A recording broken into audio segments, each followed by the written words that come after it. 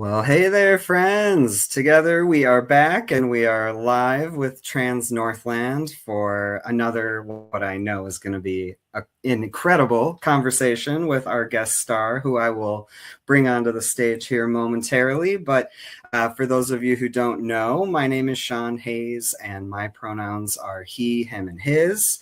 And I am a co-founder and the executive director here at Trans Northland. And I'm so excited to be able to do this show and to get to introduce all of our community friends to new folks in the community who are doing cool things and making waves in really awesome ways. So I'm excited to welcome onto our stage our guest for this conversation. And guest star, would you please introduce yourself? Hi, yes, my name is Kobey Layne. I use she, her pronouns, and I am a candidate for Minnesota State Governor. Yes, welcome, welcome. We are so glad to have you. And like I said, just to get into it, learn a little bit more about you and your story and what brought you to this moment where you are, I think you had said, the first ever known trans person to run for governor in Minnesota. Yes, so I was doing a little bit more research into this, and we don't know for certain if I'm the first person of trans identity to run for governor, but as of now, we haven't had anybody who has filed an affidavit of candidacy going into a primary of someone who has trans identity. So that's kind of an exciting first that I get to hold once we get up to that filing period.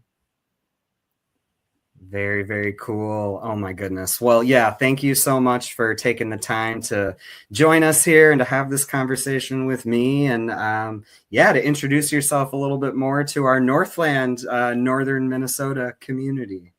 Thank you. Thank you.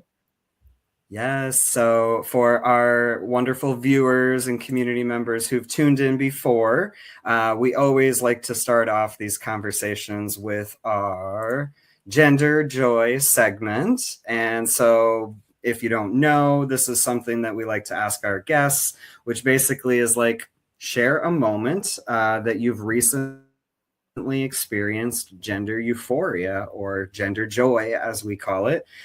So this could be anything from I bought a new outfit that makes me feel so good and like affirms my identity, or it could be I came out as trans and that felt so great, so it could be really anything. And so, yeah, Kobey, I'm curious if you have a gender joy story to share.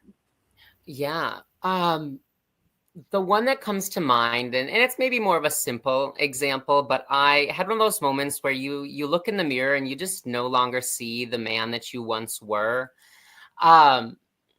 And for me, there's something beautiful about realizing that I was playing a character in a story that wasn't mine. And so getting to be my most authentic self is so liberating. Knowing that I get to be the person that I am with how happy I am in my most authentic self for the rest of my life. It was exciting for me, even though it was a very simple moment a couple days ago in front of the mirror, and it brought me a lot of joy. Oh my goodness, I love that so much for you. And I totally know that feeling. And I'm also like so lucky and grateful to be able to say that I have moments like that more and more, where it's just like I see me in the fullness and like who I have been always meant to be. And yeah, so it's such a good feeling. And it's It is why I very love starting these conversations like this. Because yeah, hopefully trying to bring and share joy and then spread that out, into the community.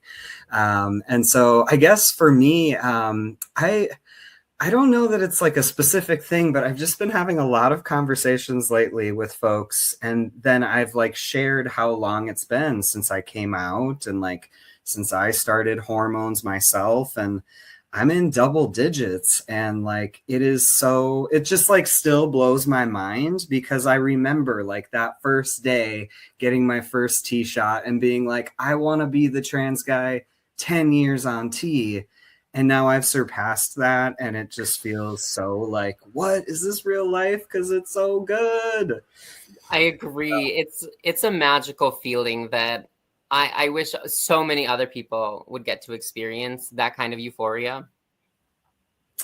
Seriously, it is the best. And so, yeah, so thanks for everybody, listening, tuning into our Gender Joy segment. And I would just encourage you, right? Like, we have these moments all the time, things around us in our country, in our communities, feels real stressful all the time lately. That's sort of just the life that we're living right now. But there are so many moments of joy happening. And so I'd encourage y'all to think about something that brought you joy today or recently. And now, yeah, we're going to slide into our events highlight section of our conversation, which is where we like to tell you about what we've got coming up for Trans Northland. And there's a lot coming up, y'all. So first off, we have our next Show Up Squad get together, which is going to be this Saturday, April 11th, starting at 5 p.m. at Studio Cafe. And we are showing up as a squad to the Queer Game Club that meets there at Studio Cafe. And so show up if you are a gamer. There's going to be like a larger campaign game happening. I myself will be arriving, probably with my child, so we may bring Candyland. So show up. And just a reminder, this is just a cool new initiative we're trying where we can show up and support other groups and what they're doing in community, because we really want to be building solidarity right now and building power among all of us. So show up on Saturday. And then coming up, we have our event, which is our Be Safe, Get Tested STD HIV testing event. This is the second time now that we have done this, and it's coming up on April 25th. Last year we did this for the first time. We teamed up with We Health Clinic, and it was such an amazingly set up event, and we had a low turnout. And we wondered, is that because there's still so much stigma, right, around testing, around safe and healthy sex practices? And so we're doing it again, y'all. And this time, last year it was a Friday. This time we're trying a Saturday afternoon. So come down. There'll probably be good snacks. This year we're joined with or by our Black Boots Twin Ports group as well. They're going to be there with a lot of their harm reduction stuff, free giveaways that they have. So come, say hey, probably eat a snack, get tested. Yeah, and just show up for that on April 25th. And yeah, and then like Trans Joy Fest is going to be here before we know it, y'all. So if you're a vendor, if you're someone who wants to be a performer at Trans Joy Fest, and if you want to sponsor, get in contact with us. We're going to be releasing a lot of that information real soon. So keep an eye out on the socials for all those details. And I think that's going to wrap us up on our events calendar updates, which is exciting because that means we're going to get into our deeper conversation here with our amazing guest star. And so, yeah, just thanks again for taking the time, Kobey, to come and talk to us. And to start us off, I would like you to tell us more about the community work that you do. I know that you're located in the Twin Cities area, and so those of us up here may not be as familiar with what's going on down there. But yeah, if you want to share about that, that would be cool. Absolutely. Before I go to that, I just want to say I appreciate that you're promoting sober spaces, like with your game club night. That is so important for our communities at large, but particularly the LGBTQIA plus two spirit communities. Also advocating to make sure people know their status. It is so important. And I'm proud to say I myself am on the Yas to Go shot. It's important to take preventative measures for yourself and not, doing the right call for you. You shouldn't be afraid to do it. But yeah, a little bit about me. My name is Kobey Layne. I am one of the leads with Tea Time, which, for those of you who do not know, is the largest peer-led support network for Transfemmes in the Twin Cities. We do a lot of work around just creating sense of community, because having community is one of the building blocks to help fighting HIV transmission, making sure that people have support networks to fall on, and just making sure that we're there for each other. I've also done some other like private community organizing. There's one event that I've organized at a local bar that's grown to be it's actually on Tuesday nights. It's where I'll be after this. But at least 100 people, and it's just essentially a giant trans takeover night. And it grew slowly and then all at once. It started in 2023.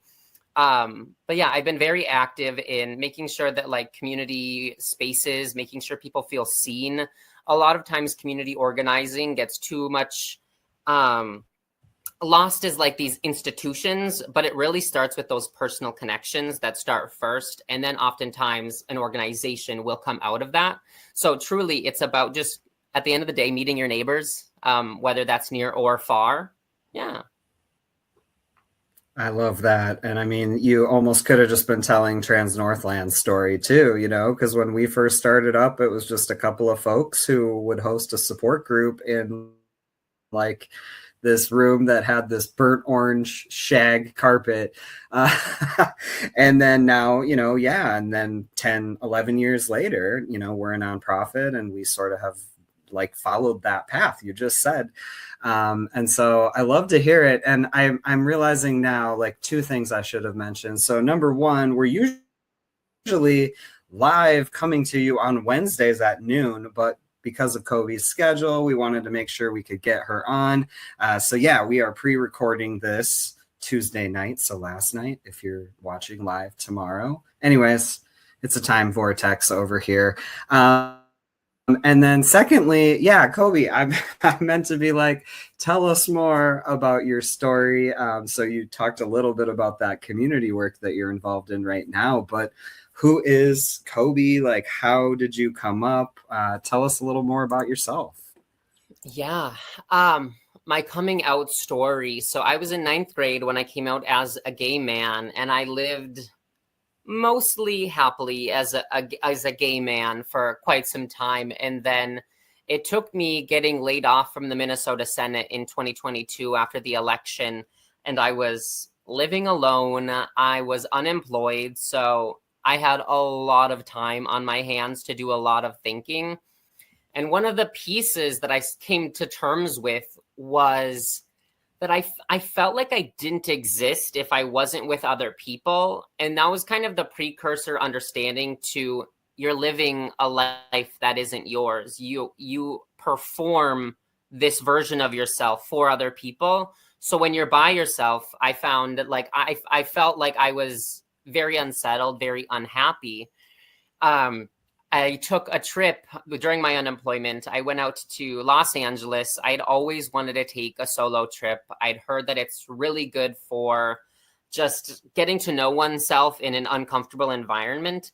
And it was my first night in Long Beach. I happened to be at a bar, and I met this Black trans woman named Kia, and she spotted me and was just like, I sense your feminine energy. And we got through, did a lot of talking, and she explained to me this metaphor that I love. It's the metaphor of being on a train.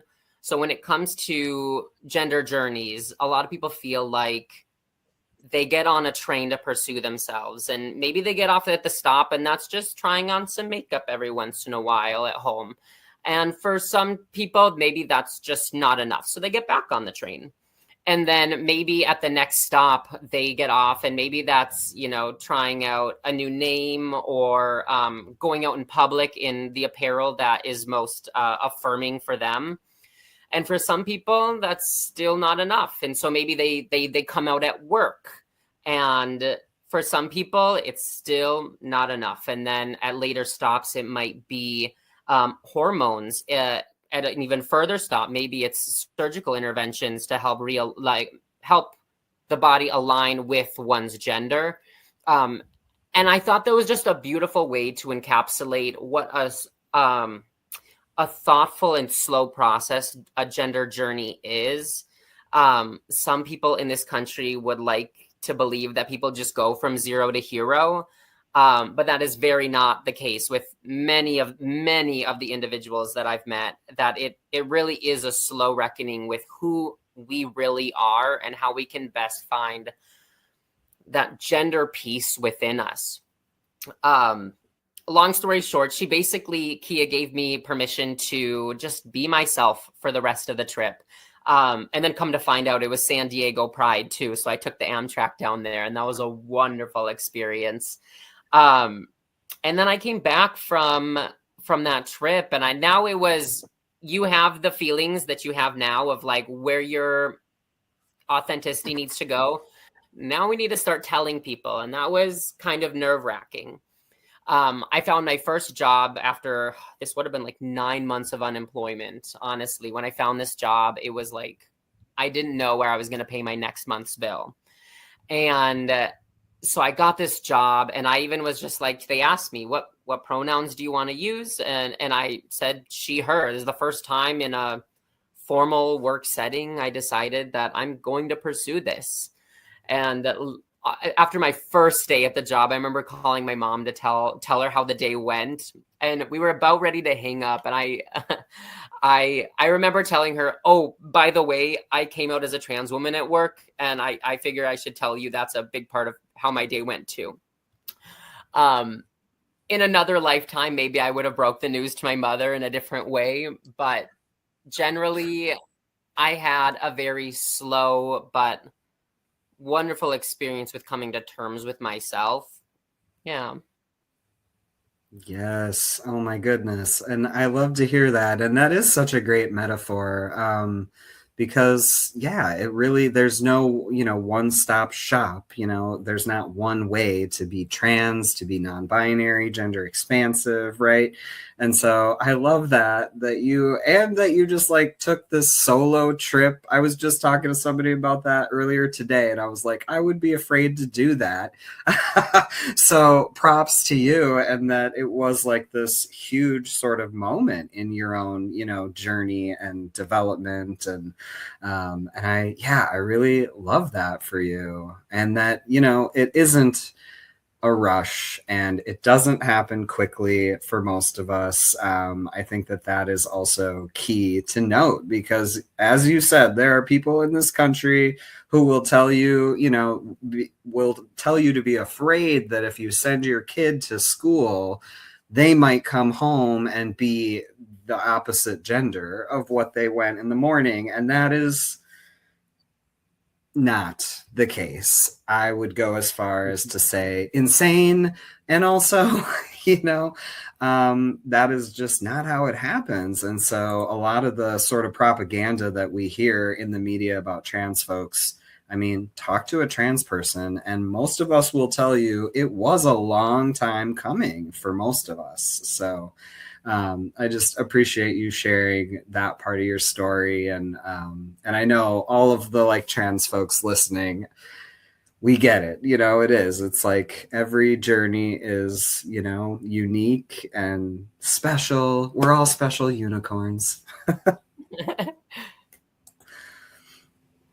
And I appreciated the part that you said about learning that there's no right way to be trans. And I recall a memory from my early transition where a friend had invited me to a mutual friend's transiversary barbecue.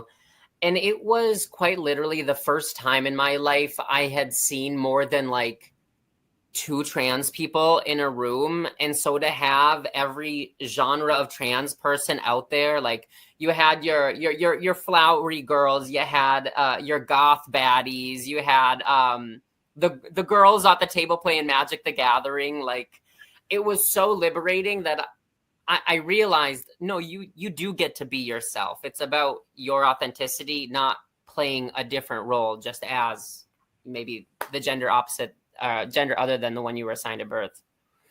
Yes. Oh my gosh. Totally. Yeah. It's like the opportunity for us to quit acting and really get real about who we are, who we want to be. And I just love that. I think trans folks are sort of way ahead of the larger society when it comes to these sorts of like self-reflection kind of things, like because we do take a lot of time to kind of figure out what is this part of my identity and what does it mean for me, and all of that. So oh my gosh, yes, be you, be all authentic you. That is always what we'll tell people.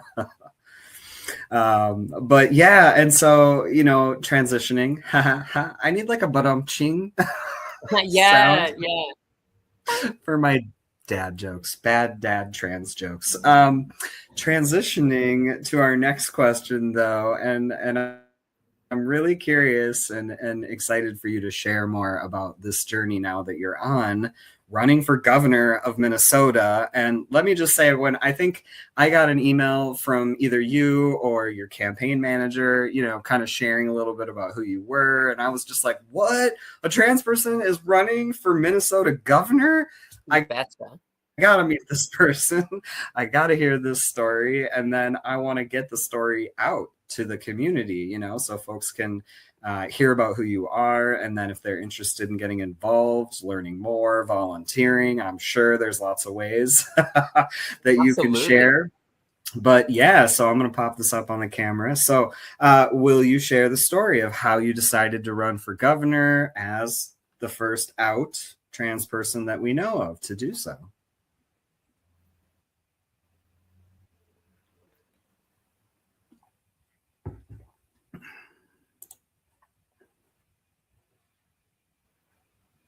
Oh no, we froze. So, did you hear me?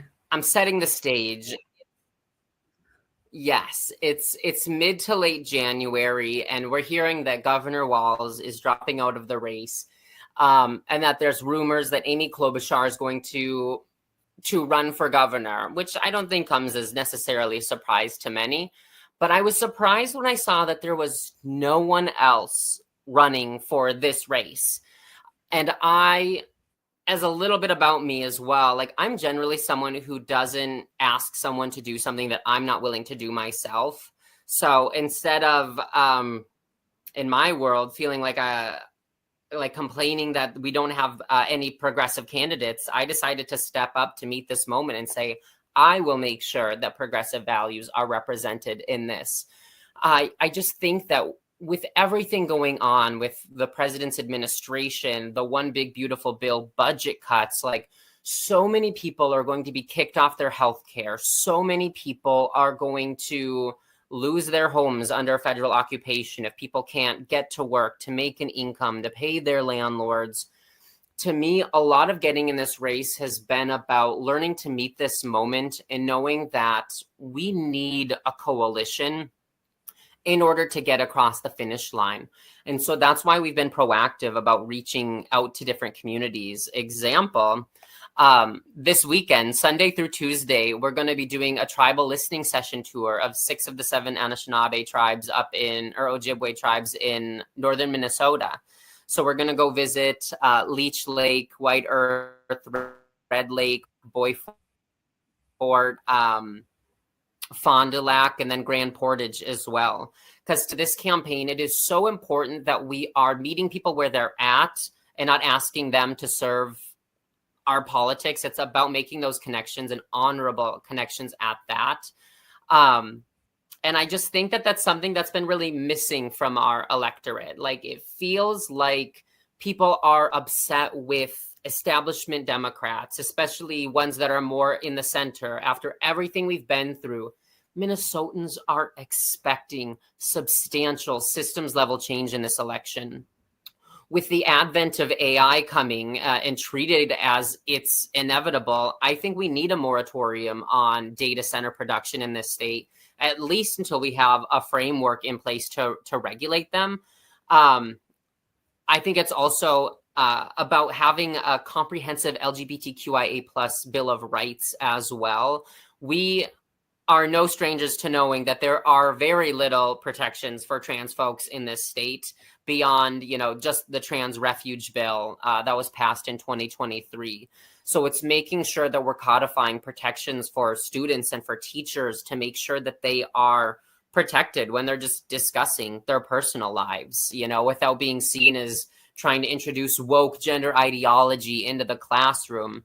It's making sure that we are protecting trans healthcare for minors. In this campaign, we leave no one behind with our coalition. We're not leaving Indigenous communities behind. We're not leaving trans minors behind in this process. It is quite literally all of us or it is none of us. If standing up for trans minors is what cost me the primary, so be it, that people will have spoken, but it would be a disservice to our community to leave them behind and say that that it's okay to leave them behind. Most definitely. I love that. And I mean, there's so many things I could say in response to that, but I mean, the piece around healthcare for trans youth, I mean, that is just so much on the forefront of many of our minds right now. I mean, obviously places that are more conservative states, you know, away from us, you know, have already enacted bans on gender affirming care. And as of now, that care remains legal and protected here in the state of Minnesota. And yet we are having, you know, hospitals that are, you know, stopping or pausing, offering that kind of care to our trans youth in our communities. And I know, like, we just heard the news that Children's Minnesota is like unpausing their pause. And I believe they were like tied up in, you know, like in a lawsuit about all of that. And so we are so glad to hear that they are, you know, going to be offering that care again to all of the hundreds of families that they serve, you know, down y'all's way. And yet then we're also hearing of hospitals in our area here in the Northland, as well as throughout the state, that are, you know, toying with this idea of canceling and pausing or stopping altogether this care. And so I just want to highlight that, yeah, you're exactly right. We need candidates who are going to be able to say those things and bring our trans youth into the room and fight for them, right? Because if we don't do it, no one else is going to do it. So I just want to, yeah, just like applaud what you said there, because if we're not taking care of our youth, you know, what is all of this for, right? Except for them to come up and then hopefully inherit good things from us.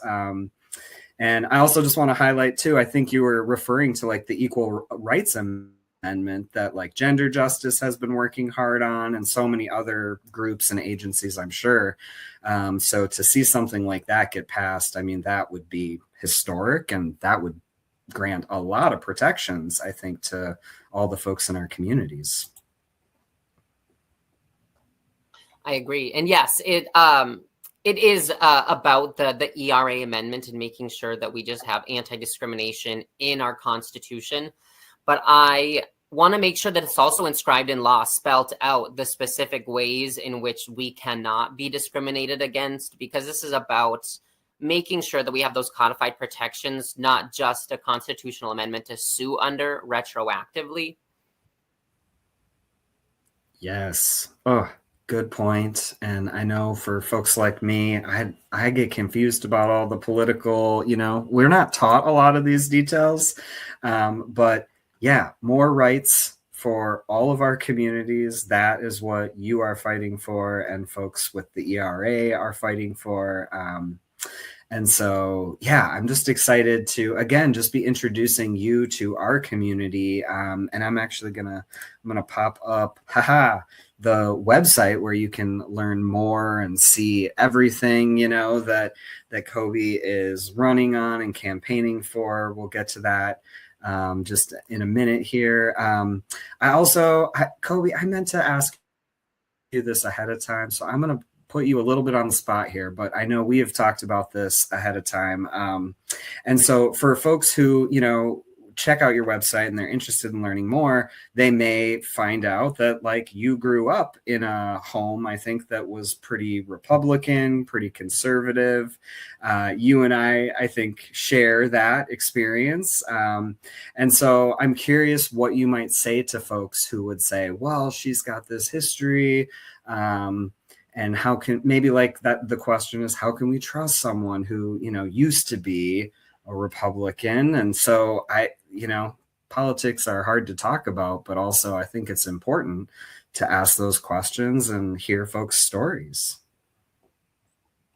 Yeah, absolutely. Because I know that my story isn't unique. The thing I come back to is we are bigger than the worst things that we have ever done.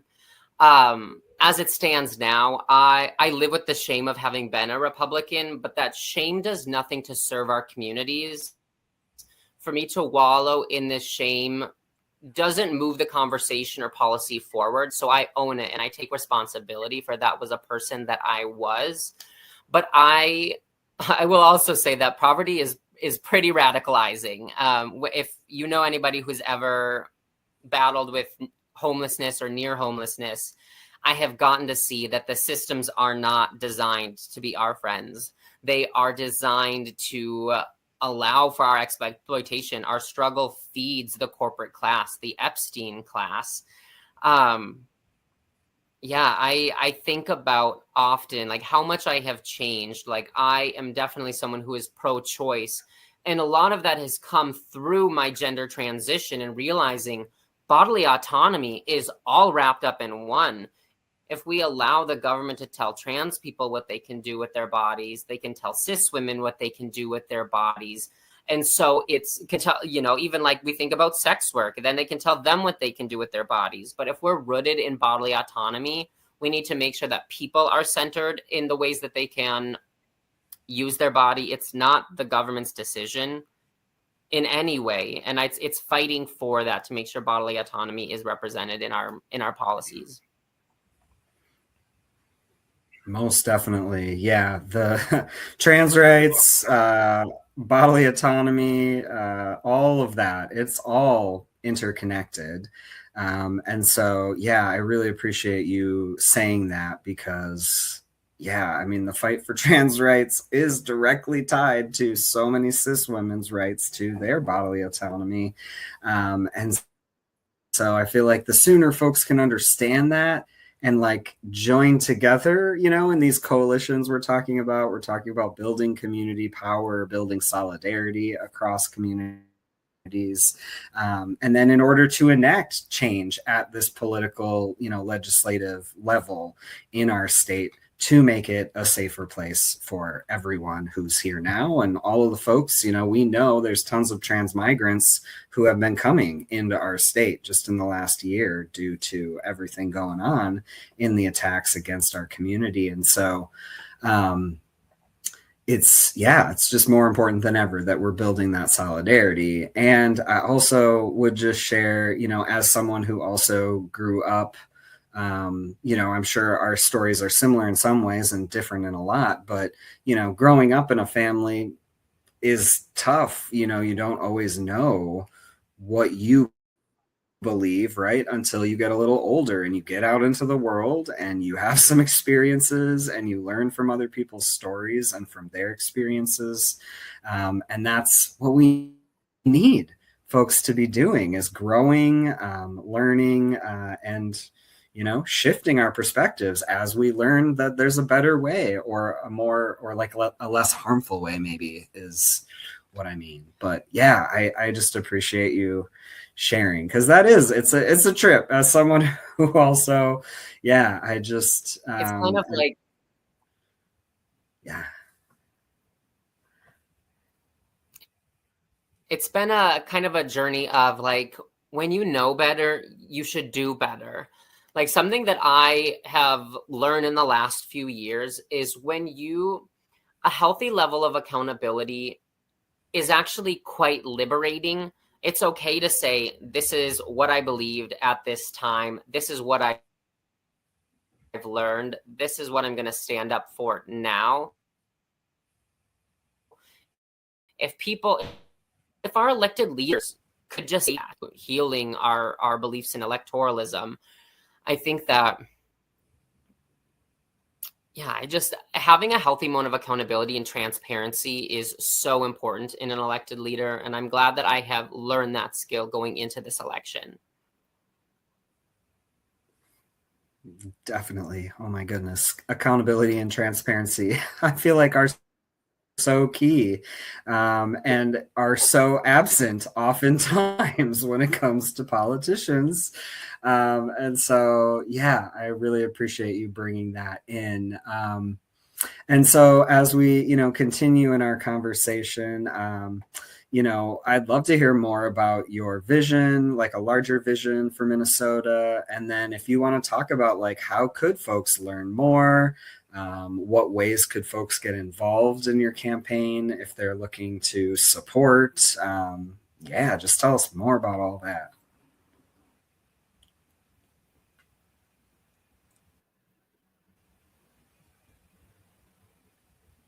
Yeah, absolutely. The main central focus of this campaign is making sure, one, our policies are generally geography neutral, but it's about more than just investments for the sake of investments. It's about taking control of our system as the working class. So it's making investments in worker cooperatives and cooperative enterprise, whether that's like an agricultural cooperative, a producer, consumer, worker cooperative, so that we can finally make sustainable economic exit from this corporate system.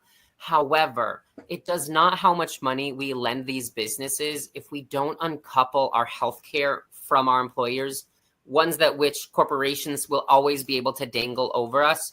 So we need to pass Medicare for all, universal health care, but also universal child care. Once we remove those barriers, people can actually leave their corporate jobs, because the goal is to make corporations not just compete against corporations. It's about making corporations compete with other models of business that support more dignity for the working class. Because either people are going to leave because they can get better wages, benefits at worker cooperatives, or they'll stay at corporations, but corporations will have to pour more money and benefits into their people, which is, at the end of the day, what we want. Corporations aren't inherently, well, I will say that it's a pretty evil system, but yeah, it's basically about creating sustainable exit from our corporate system. And so it's passing a bonding bill that will help get infrastructure projects, particularly in green energies. We try to get to 100% green energy by 2040. It's moving the needle on that. And all of that will help pour state dollars into the hands of the working class, not a proxy through corporations that won't trickle down. Other parts of the vision. Oh, absolutely. The LGBTQIA plus Bill of Rights. Like you said, with Minnesota being a trans refuge state, this is so important that we're not re-traumatizing a lot of people who left their home states because it was a more hostile environment. We need to make sure that people can feel safe here and feel as though the legal framework also protects them, not just their neighbors informally. Making sure we have quality public schools. Like I said, the goal is to get resources into the hands of our communities at the worker level. So it's making sure that teachers are paid adequately. I was on an Education Minnesota screening process, and I fully endorse. I think that teachers should get $60,000 a year minimum. The public school system is a wonderful vehicle for making sure we get financial resources even into like rural communities. It's not a new concept that rural Minnesota needs some serious economic revitalization. I think that this worker cooperative model or investments in this model will do really well for all communities across the state, because it's not about the state telling these communities what they need. It's enabling these communities to say, hey, we have an opportunity for commerce. We don't have access to capital, but we can get a loan so that we can start up this business. And it'll be a business model that is ran and owned by and for the employees that actually do the work. So maybe that looks like a number of farmers in Southwest Minnesota get together and start an agricultural co-op, or maybe they join Land O'Lakes, which I recently learned is an agricultural cooperative itself. Maybe some more tourist industries in northern Minnesota. Maybe they have more restaurants, more leisure, more recreation to attract tourists to come enjoy lake life in northern Minnesota. Maybe that's just more another business or two for historically marginalized communities, like down in the cities and even across the state, as we think about Indigenous communities too.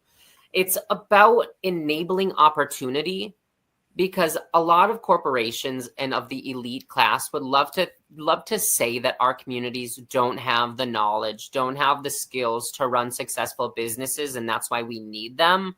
But the fact of the matter is, a lot of the people who live here in Minnesota, we're the ones working for corporations, making them money. So there has to be some level of competence to do these tasks.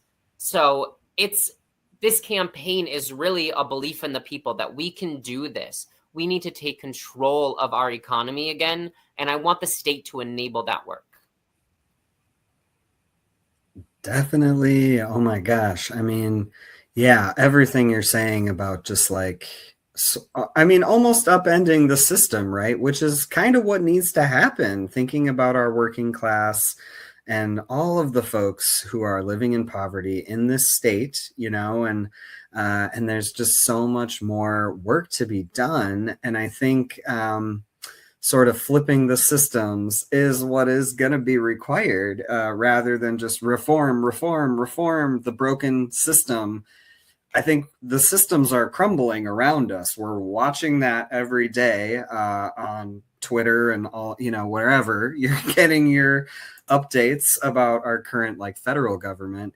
But dang, I mean, and that is what it's about. And there's so many of us, right? There's so many more of us than sort of that corporate elite 1% group.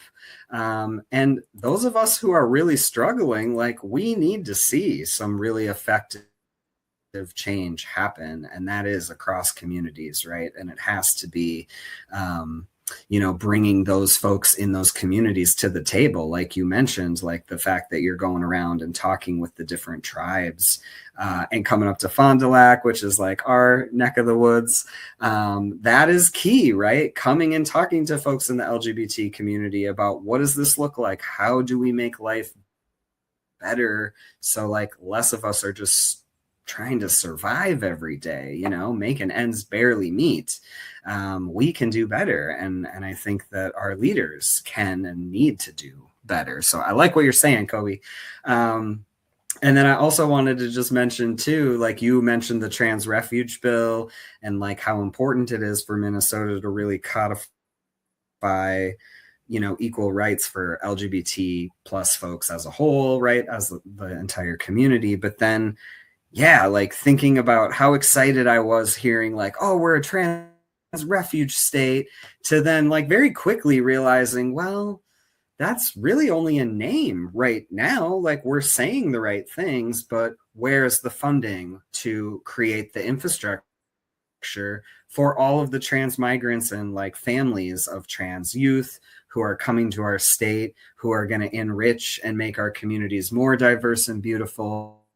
There's nowhere for them to go right now. So like, put your money where your mouth is, kind of, if that makes sense. Like, yes, let's be the refuge state, and then let's actually create things to sustain and like enable that to be actually true, Yes, because ultimately we love to talk about, needing to exit the corporate system. And so it's finally taking like this theory and practice, and we're using the state to use that as a very serious lever to get resources to get this going. Because at the rate it's going, we are not going to be able to keep up with artificial intelligence. For example, like if we think about current global events, like with Iran closing the Strait of Hormuz, like if the petrodollar fails in the next 1 month, 1 year, 4 years, we need to make sure that our infrastructure has been adequately funded before the fall of the US dollar, because we're going to have a whole host of issues. So it's kind of getting ahead of the curve in some ways. I hope that catastrophe doesn't happen and that the US dollar doesn't fail. But should it happen, I think we will have wished that we had invested sooner. Mm-hmm. No doubt. Yeah. And I think we have to be thinking long term for sure. I mean, ooh, and it is scary to think about some of the possible outcomes, as you said, and we hope for the best. And those of us who are trying to care for communities and all the different ways that we do that politically, within the community, etc. It is really wise, I think, for us to be ahead of the curve, to sort of strategize ahead of those possible outcomes, to better be able to care for our communities in those cases. But gosh, yeah, I mean, there's a lot of work to be done, I think, in this country. Many of us, I think, tuning in here would agree.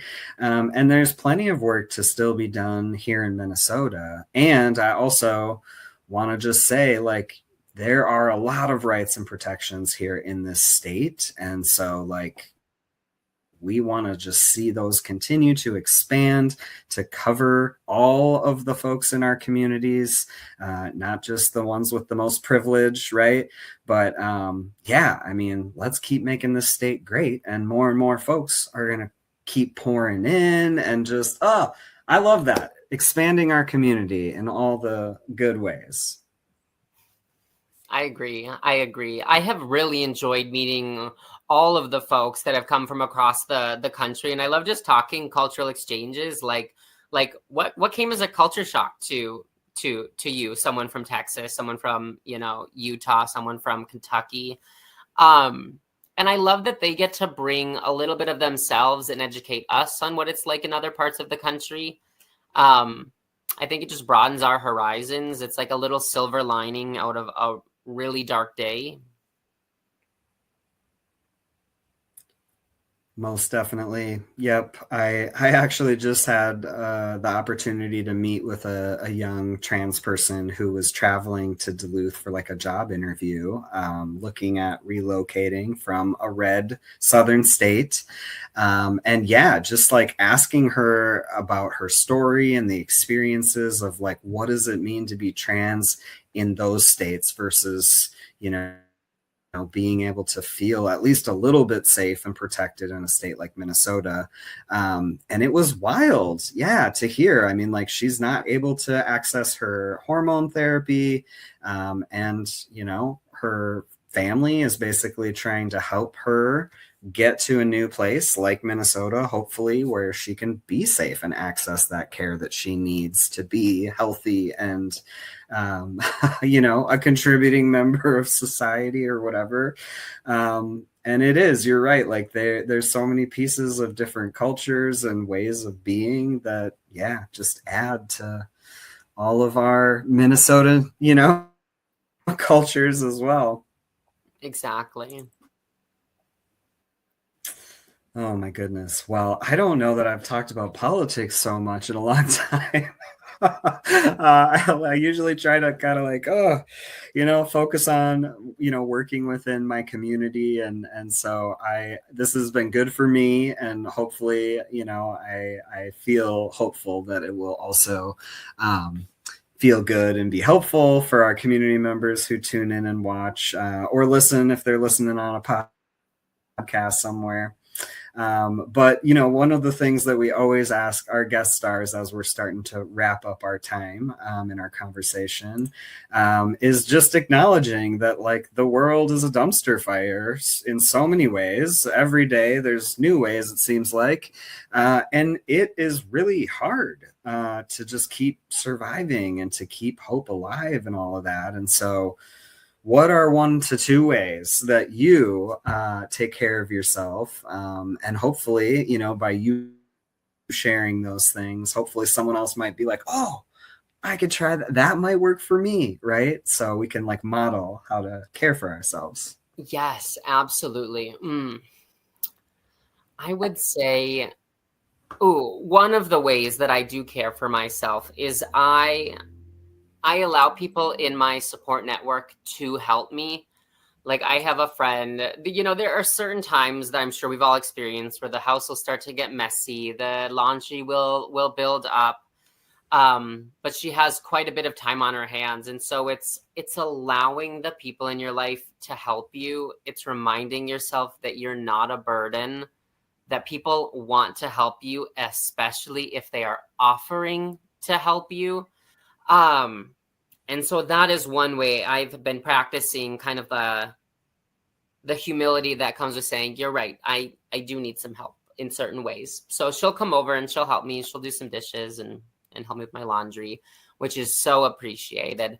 The other way, I make sure I get out in community. As much as I get tired and I want to just curl up in bed and scroll TikTok for an hour or two, I make sure at least once or twice a week I get out of the house intentionally with people, specifically trans people, to remind myself like why I'm doing this work, why I am even daring to lead a state of 5.7 million people, because that weight is heavy. It is very heavy. And so I'm reminded that we need to take responsibility for our community. And if I'm the one that's stepping up to do this, it's important that you remind yourself why and for whom you're doing this work. So that's one way that I make sure I care for myself. Well, thank you so much for sharing that. And I could not agree more on both of those. I need to keep practicing that asking for help, accepting help. It is key. It takes all of us. And I definitely believe we are not meant to live in isolation, even though that is kind of a lot of our go-to when things are crazy and wild and scary, is to isolate and just to kind of hunker down and take care of ourselves. But reach out. Yeah, reach out to community, let folks help. Those are such amazing messages. So thanks for sharing those. And yeah, as we're coming to the end, I just want to pop up the link to your campaign website. And for folks who are listening, so that's Kobey for the number 4 governor.com. And we'll also include that link in our show notes as well. So you should be able to scroll down and find that. And yeah, we just want to say thank you again for taking the time to join us, to pre-record and fit us into your busy schedule. I know you're working and now, running this campaign, and you're a busy gal. So we appreciate your time. Thank you. It has been a pleasure to be on here. And I love connecting with other LGBTQIA plus folks. So, and especially ones across the state. Especially with Trans Refuge, I know there's, at least down here, there's a sentiment that they just cluster in the cities, but I want to make sure that people know they are all across the state. Like we cannot forget our rural LGBTQIA plus brothers, sisters, and siblings. Yes, don't forget us. We're up here. We're here. We're queer. Oh, goodness. Well, yeah, hopefully you can make your way up here and maybe we can grab coffee or something. But, good luck to you in all that you are doing with the campaign. And just, yeah, thanks again. And for all of you, we want to say thank you to our viewers for tuning in, for following our show and coming along the journey and meeting all of these amazing guest star community members. Yeah, we just got a really big, cool community out here, folks. So get connected. As a reminder, you can check out our events calendar on our website at transnorthland.org/connection. There, that link is. And then, yeah, as a reminder, you can follow us on socials. We're on Facebook, Instagram. We have an email list you can sign up to get our emails. And yeah, connect with us at Trans Northland. We'd love to meet you, see you at an event. And yeah, thank you again for tuning in with us, joining us, kind of live. Well, we're live now. And yeah, we will see y'all back in a couple of weeks, and I'm very excited. Our next guest star is going to be Riley Barca, who is going to be joining the live stream next. Riley's a local leader in the community health field with a strong commitment to advancing health equity for our community, LGBT plus community. As a registered nurse and the director of community health for Black Boots Twin Ports, Riley has focused on building community partnerships through expanding access to health services and harm reduction supplies.